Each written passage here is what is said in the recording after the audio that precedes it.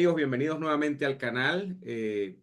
Hoy un día muy especial porque tengo oportunidad, y así lo decíamos tras cámaras, de conversar por primera vez, luego de trabajar por varios años, con un caballero que respeto mucho, que está en Bolivia y que pues habitualmente está colaborando con nosotros en la Gaceta de Liberofera.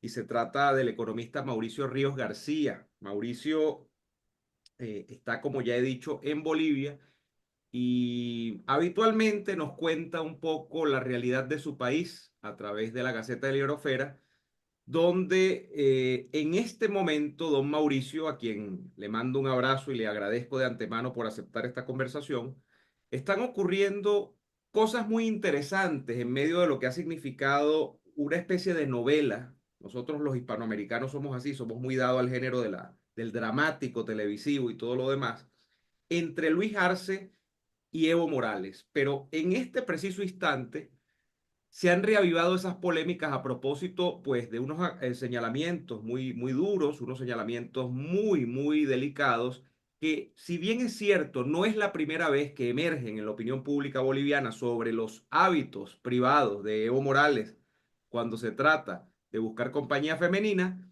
son bastante importantes en el sentido de que contribuyen a esa polémica de lo que finalmente será la escogencia del candidato presidencial del oficialismo de cara al año 2026. Pero me estoy adelantando mucho. Primero saludarte, Mauricio, enviarte un abrazo desde Caracas y agradecerte de antemano por estos minutos de charla. Encantado de estar contigo, Neomar. No sé cómo no hemos entrado en contacto antes por este medio, porque llevamos bastante tiempo trabajando y además compartiendo ideas, pues qué mejor que poder hacerlo con este formato. Así que lo que tú digas, soy todo oídos para tus preguntas y, como digo, conversemos. Mauricio, vamos a comenzar por el principio. ¿Cuándo arrancan las polémicas, dado que Evo Morales tiene un recorrido muy largo? Fue diputado, bueno, empezó como dirigente cocalero, fue diputado luego, hablamos luego de más de una década en el poder, ejerciendo la primera magistratura del país como presidente. ¿Cuándo arrancan estos cuestionamientos sobre las presuntas preferencias de Evo Morales por buscarse compañeras menores de edad? ¿Cuándo recuerdas tú que esto fue señalado por primera vez? Pues de siempre. Los rumores sobre este tipo de prácticas tan poco decorosas de Evo Morales datan de mucho tiempo atrás. Pero como presidente comenzaron a hacer realmente escándalo cuando hubo pruebas y denuncias muy concretas e investigaciones muy sólidas hechas particularmente por el periodista español Alejandro Entrambasaguas en 2020, solamente una vez después de que Evo Morales abandona el poder en 2019. Una vez que renuncia y abandona el poder y huye, primero a México y luego es refugiado en Argentina. Afortunadamente, fue durante el gobierno de Yanine Áñez que este periodista español, que es una de las cosas que más llama la atención también, que haya tenido que ser un periodista extranjero que no vive en Bolivia y que no trabaja para ningún medio boliviano, que empieza con las investigaciones y además las denuncia en tiempo y forma.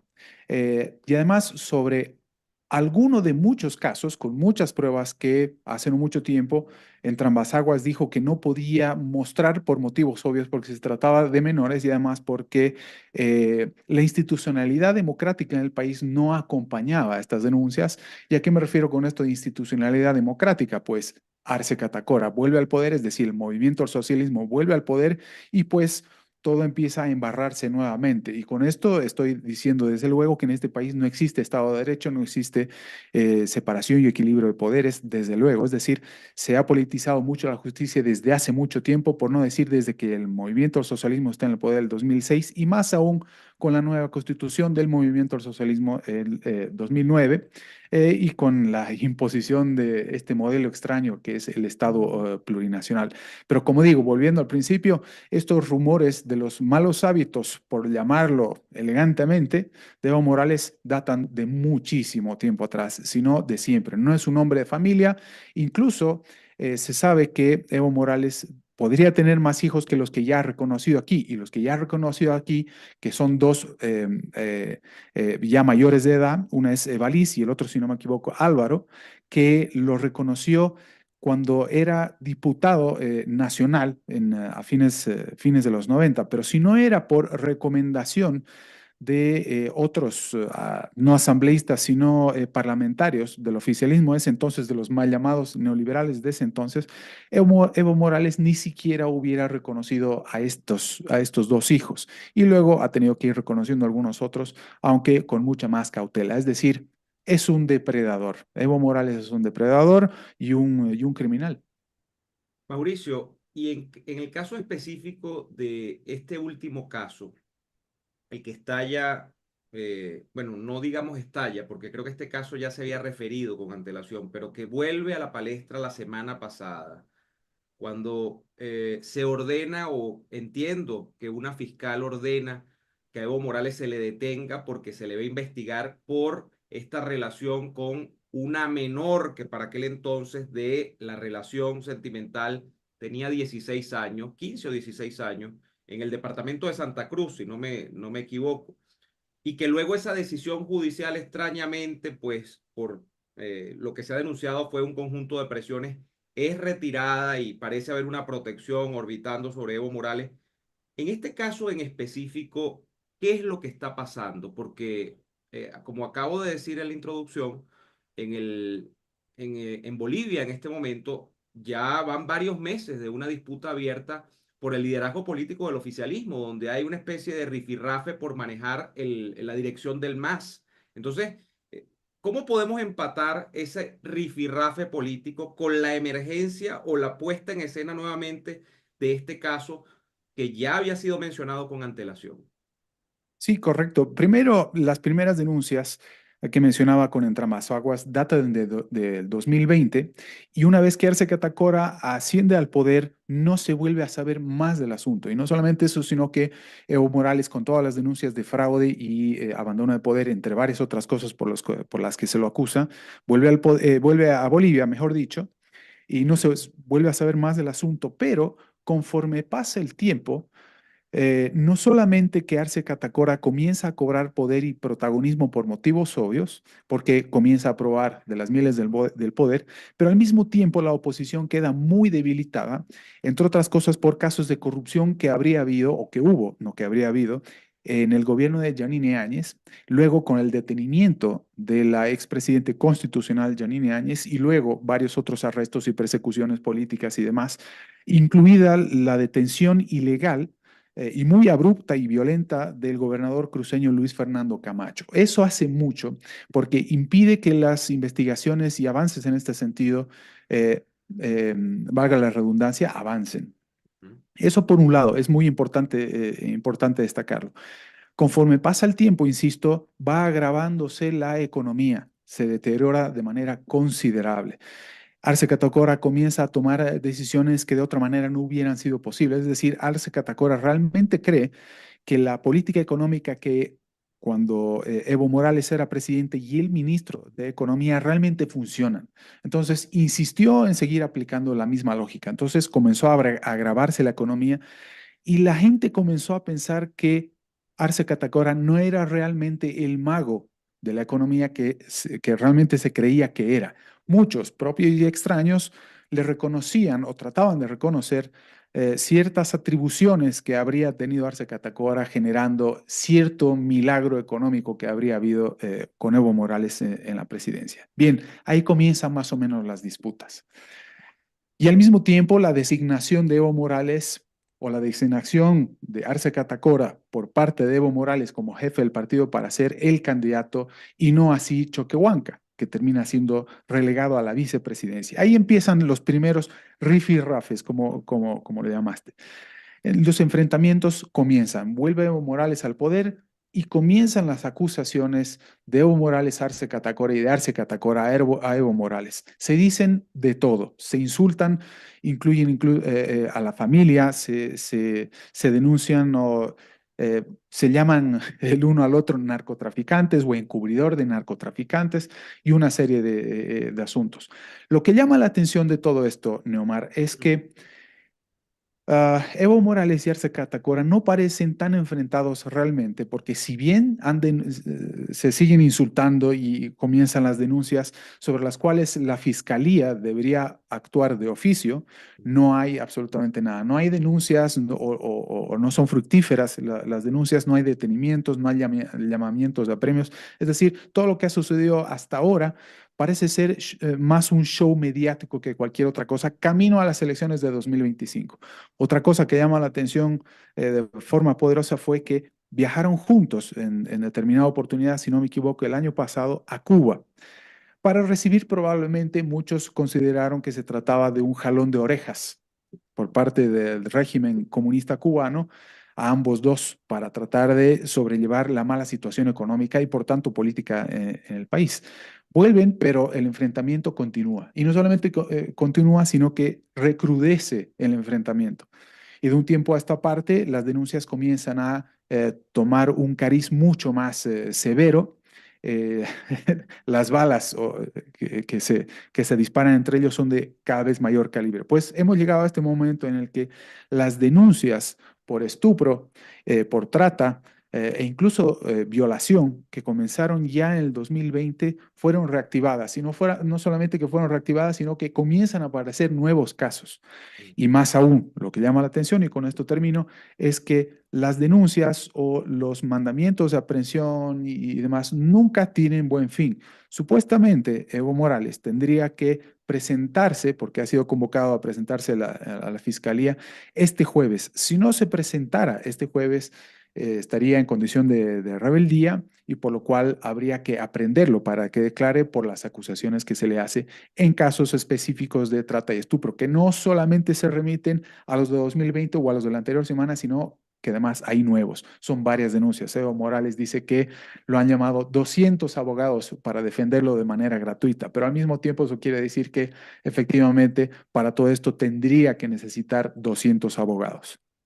Mauricio, pero si a ti te toca hacer una especie de predicción sobre cuál va a ser el destino del oficialismo boliviano, ¿cómo ves tú la balanza de fuerzas del evismo y cómo ves la balanza de fuerzas del arcismo? Es decir, luego de una especie de guerra interna donde pues hubo una convención nacional el año pasado en el movimiento al socialismo, donde creo que en principio fue ganada la convención por el sector de Evo Morales, pero luego hay una decisión. Esto ha sido una confusión incluso para mí para tratar de entenderlo. Quizás tú me lo expliques mejor, pero que hubo una decisión judicial que luego le adjudica al arcismo y luego esto como que queda también echado atrás. Entonces uno no lo tiene muy claro, ¿no? Pero ¿quién tiene más fuerza? Es mi pregunta para prevalecer desde el punto de vista fáctico. Es decir, ¿quién tiene más gente? ¿Quién tiene más apoyos financieros? Quizá vale en este caso el hecho de que el quien esté ejerciendo el poder en primera persona en este momento sea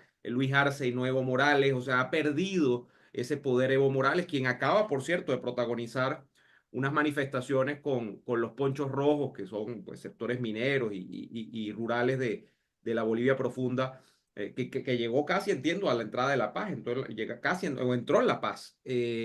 ¿Cuál es la correlación de fuerzas y quién puede prevalecer al final del camino?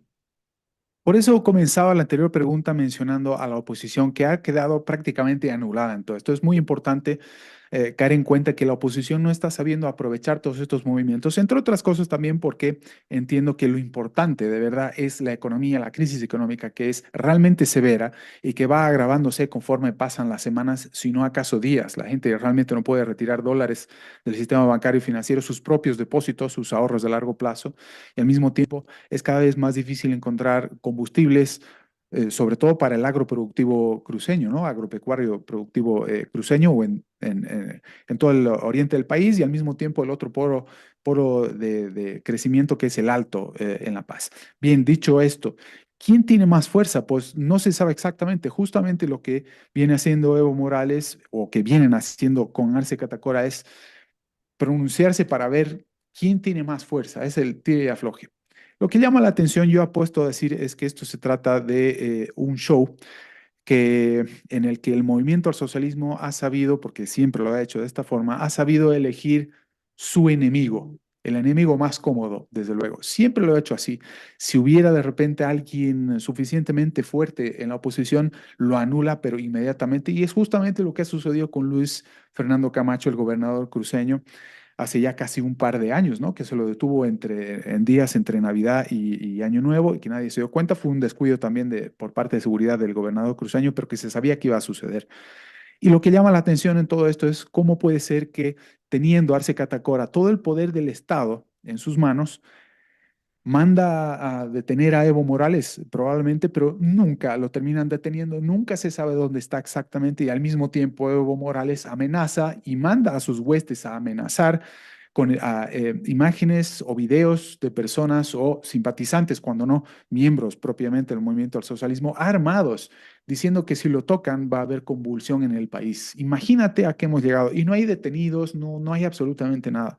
Veremos realmente si esto tiene futuro y si este enfrentamiento es real o no. Arce Catacora tendría que tener el poder porque es el presidente del Estado plurinacional y sin embargo el poder político lo sigue teniendo Evo Morales porque es prácticamente el dueño del movimiento al socialismo.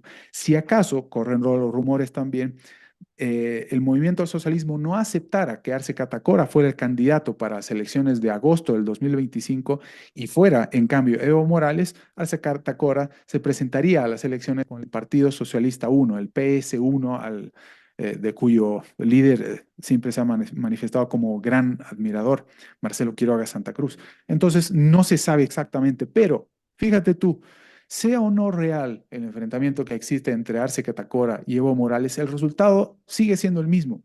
Seguimos teniendo un régimen eh, eh, socialista que ha terminado con el Estado de Derecho, asunto que se seguiría manteniendo, pero además la crisis económica seguiría extendiéndose. Sería interesante ver quién fuera presidente para ver cómo asume el desafío de la crisis económica.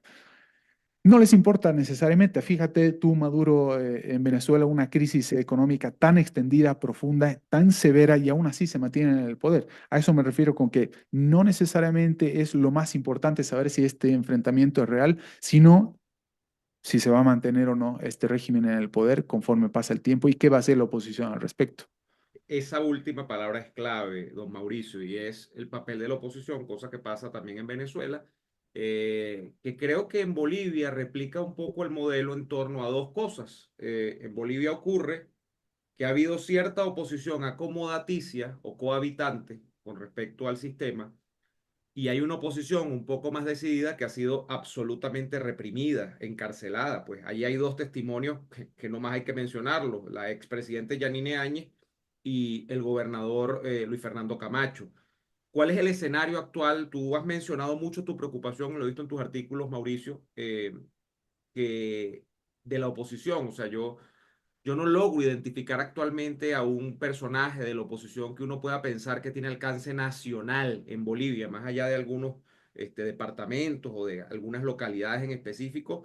Y por favor agradecería que tú me digas si despunta alguna personalidad de cara a plantear una candidatura alternativa el año próximo frente al movimiento al socialismo.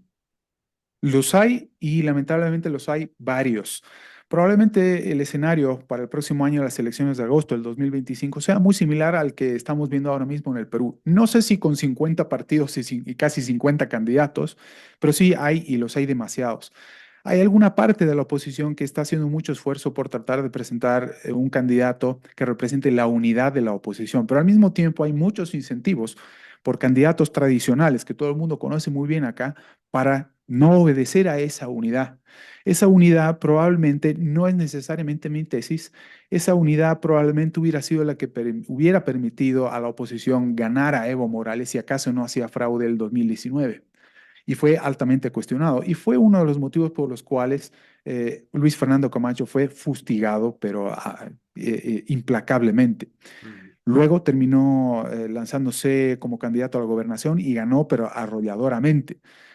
Su destino es el que nosotros conocemos, está ahora mismo en cárcel en Chonchocora, una cárcel de máxima seguridad en el país, como si hubiera sido realmente un delincuente de los que aparecen en los videos del movimiento al socialismo amenazando con violentar el país entero si acaso tocan a Evo Morales. Es decir, es Evo Morales el que debería estar ahora mismo preso por todos sus delitos y crímenes durante 14 años en el poder y más allá todavía. Pero bueno, mira, quién sería o quién podría ser realmente el candidato potable está por verse. Pero por el momento se están presentando algunas ideas y propuestas, aunque de manera muy timorata todavía. No parece haber una propuesta muy decidida. Todavía parecen estar tocando un poco el agua a ver si está tibia o fría para presentar algunas ideas. Todavía con complejos de derecha no quieren llamar las cosas por su nombre. Hay algunos candidatos que sí se animan a llamar las cosas por su nombre, llamando a Evo Morales lo que realmente es, pero no es suficiente. Nuevamente, aquí yo creo que va a tener mayores puntos, se va a ganar mayores votos quien realmente se atreva a plantear soluciones muy concretas ya para la crisis económica. Hay muchas cosas que ya sabemos que hay que hacer en el país, como recuperar la república, por ejemplo, el Estado de Derecho, separación, equilibrio de poderes, hay que reformar la justicia de manera muy, recuperando el Estado de Derecho, vamos.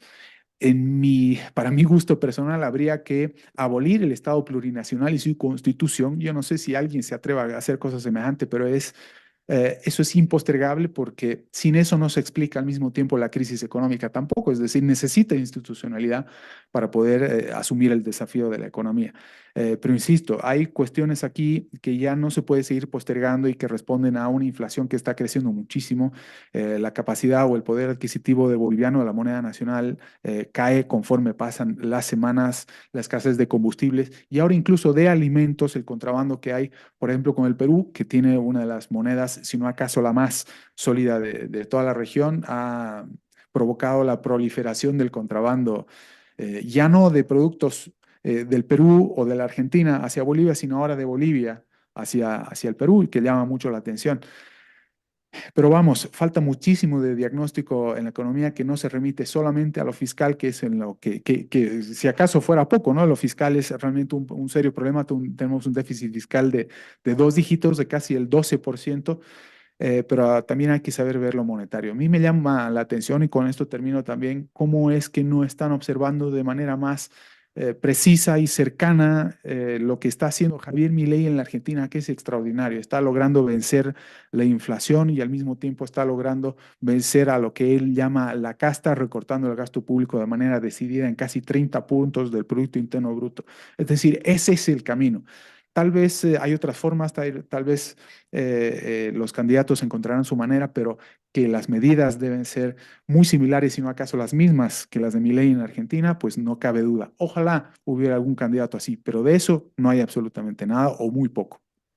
Escucho tu relato de la economía en Bolivia, Mauricio, y no puedo evitar pensar en que es una réplica, ¿no? Siempre es lo mismo, hay escasez, hay largas filas para comprar cualquier tipo de insumo, contrabando, por supuesto, hay hiperinflación, siempre se suscitan problemas derivados de la adquisición de divisas, es decir, de dólares, o sea, es más o menos, pues, los venezolanos podemos escribir una Biblia sobre esto, pero seguramente los cubanos también, seguramente los demás países donde el catecismo del socialismo ha sido aplicado a pie juntillas, es algo que va a replicarse una y otra vez. Finalmente, Mauricio, yo quisiera cifrar la mirada sobre el tema internacional y lo que representa Evo Morales a nivel internacional y digamos, los intereses que hay en torno a proteger su figura como un liderazgo que en su momento, yo recuerdo cuando Evo Morales ascendió al poder, por cierto, muy apalancado por Chávez, o sea, Evo Morales se convirtió auténticamente, yo diría, en uno de los principales protegidos de Chávez en la región, y eso está acreditado incluso en temas de financiamiento. Evo Morales era como una suerte de David contra Goliat. ¿Por qué? Porque Evo Morales supuestamente insurgía contra un establishment político que en Bolivia había marginado supuestamente a los sectores originarios, indígenas, tal.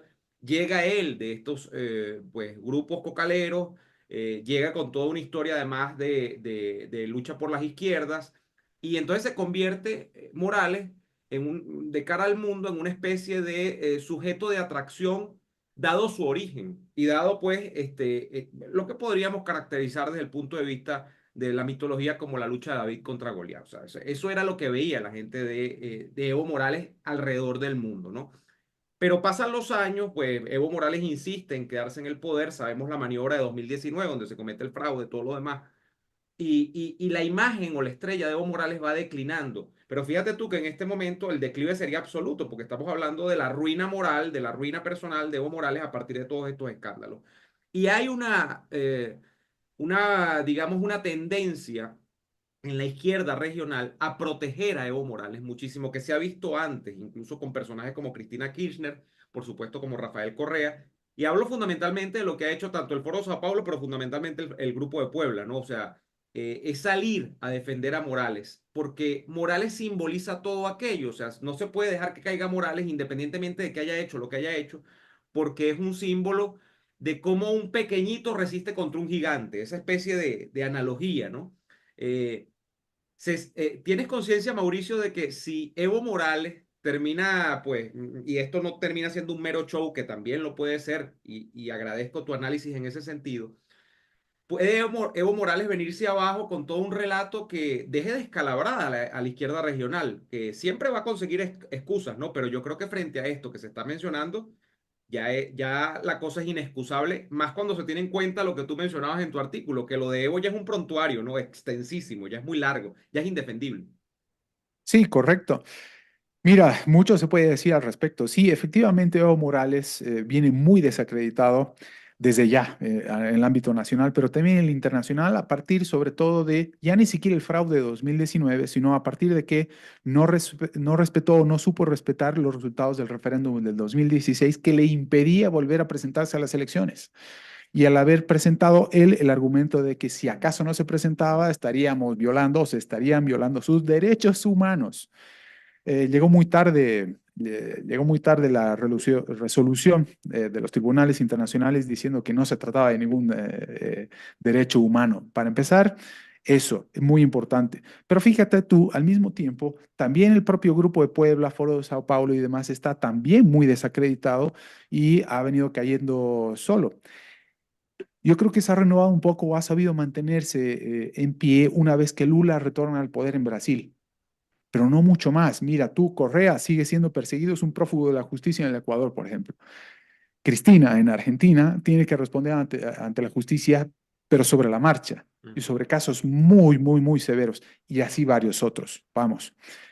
Ahora mismo gobierna la derecha en Paraguay, gobierna, aunque gobernó muy brevemente y no con buen final en el Ecuador, por ejemplo, y así sucesivamente. Boric en Chile, aunque viene de la extrema izquierda, ha sabido moderarse, pero porque fracasó estrepitosamente en su intención de establecer justamente un Estado plurinacional en Chile, nada menos. Y así sucesivamente, vamos revisando algunos casos y ellos mismos están con muy capa caída. Lula da Silva al mismo tiempo está echando mano del gasto, de la capacidad de gasto que dejó establecida Bolsonaro y más aún su ministro Paulo Guedes en el Brasil y pronto va a tener problemas económicos también. Se le está yendo la mano con el exceso de gasto y endeudamiento y demás, con el populismo, vamos. Ya no tiene esa billetera, ya no tiene la billetera como la que tenía, por ejemplo, Chávez en Venezuela en los inicios de Evo Morales en el poder. Así que una cosa va a terminar llevando a otra. Evo Morales está amplísimamente desacreditado. Muchos aquí en Bolivia lo consideran un difunto político y yo digo que no, no hay que subestimar nunca a nadie en la izquierda. Y aquí puede suceder absolutamente todo. Como digo, puede o no ser un show esto, el enfrentamiento entre Arce y Evo Morales. Tienen todo el poder todavía y no hay que olvidarse de eso. Insisto en mencionar la cantidad de tiempo que lleva ya no solamente el régimen de Maduro en Venezuela, sino el comunista en Cuba. ¿Cómo vamos a pensar de que Evo Morales es un difunto político? Hay que considerarlo, pero en la medida que sepamos señalar lo que ha sucedido con la economía y sigue sucediendo y que es además culpa de ellos, porque es lo que Evo Morales acusa, es de aquello de lo que Evo Morales acusa a Arce Catacora, por cierto, pues en este sentido también les lleva la delantera a los propios opositores en Bolivia. Fíjate tú, además, que han tenido el tupé de decir que están considerando la posibilidad de implementar un modelo liberal, económico liberal en Bolivia para poder encarar la crisis económica. Más de uno caerá en la tonta trampa, por más tonta que sea, sigue siendo trampa, y más de uno terminará votando por Evo Morales. Y con esto cierro también, muchas veces me extiendo. hay mucha gente que tú no te imaginarías por el nivel de instrucción que tiene, conocimiento, que tú supondrías que no podría caer en este tipo de trampas tan infantiles. Hay mucha gente todavía que cree que Evo Morales, mientras estuvo en el poder, realmente provocó el milagro económico del que todo el mundo habló durante tanto tiempo y que sería mejor no más que vuelva al poder, porque, entre otras cosas, lo que haría es hacer aparecer los dólares desde el Chapare para que se recuperen las reservas del Banco Central y finalmente volvamos al tipo de cambio tan que habría generado estabilidad y al mismo tiempo auge. En fin, es eso, es ese más o menos el escenario. Es tan complicado, yo no tengo que contarle nada nuevo a ningún venezolano, sobre todo, sabe muchísimo más que nosotros, todo lo que está sucediendo en Bolivia. Mauricio, te agradezco sobremanera por estos minutos de tu tiempo, por explicarnos tan detalladamente no solo pues la poca fortuna con la que está corriendo Evo Morales en estos momentos y lo crucial que es la definición a propósito de su caso, sino el panorama político completo y económico, que es muy importante de Bolivia. Te mando un fuerte abrazo desde Caracas, nuevamente mi agradecimiento y recomendarle a nuestra audiencia, a nuestro público, que siga a Mauricio Ríos García en su cuenta de Twitter, @Ríos Mauricio. No sé si quieres dar alguna otra seña sobre tu trabajo, porque tú haces de todo, Mauricio. Tú tienes allí, tu tema económico es amplio. Sí, sí, absolutamente, ¿no? Con eso es más que suficiente, es mi principal red social, así que con eso es más que suficiente y te agradezco, por cierto, por mencionarlo. Bueno, muchísimas gracias, Mauricio. Fuerte abrazo. Nosotros, amigos, nos veremos en una próxima emisión. Recuerden darle like a este video para que el algoritmo de YouTube nos trate con benevolencia y lo vean muchísimas más personas. Suscribirse al canal, dejarnos un comentario siempre es agradecido. En este caso, nos vemos en una próxima oportunidad. Hasta entonces.